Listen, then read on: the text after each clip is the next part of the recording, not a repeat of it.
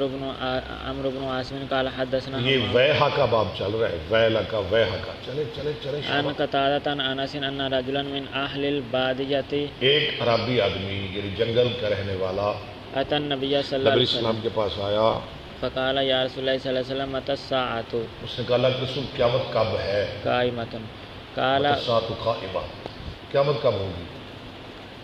قال ويلك ما اعددت لها ما اعد یعد اعداد، فرمایا ویحک اور تیرا ناس ہو، تو نے کیا تیاری کی قیامت کی؟ تیری کیا تیاری ہے قیامت کے بارے میں؟ قال ما اعددت لها الا انی احب اللہ اس ورسولہ نے کہا میری کوئی تیاری نہیں علاوہ ازیں کہ میں اللہ رسول سے محبت کرتا ہوں۔ سبحان اللہ، یہ تو بہت بڑی تیاری ہے۔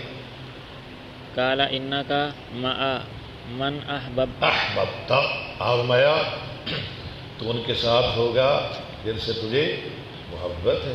فقلنا ونحن كذلك قال ہم نے کہا ہم بھی اسی طرح، یا رسول اللہ ہم بھی؟ فرمایا ہاں، اگر تمہیں محبت ہے اللہ رسول سے تو بھی اللہ اور اس کے رسول کے ساتھ ہوں گے۔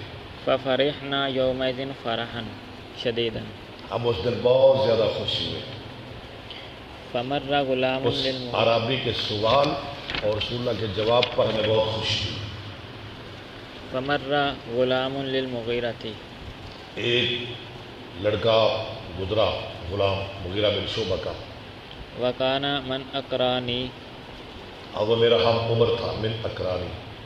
فقال ان اخر هذا، فرمایا اگر یہ ڈھیل دیا گیا، یعنی اگر اس کو لمبی عمر مل گئی اس بچے کو، فلم يدركه الحرم، فلم یدرک الحرم، یہ بھی غلط لکھ رہا ہے آپ کا کتاب والا، نہیں پائے گا اس کو بڑھاپا، حرم ہوتا ہے حرم، حرم نہیں،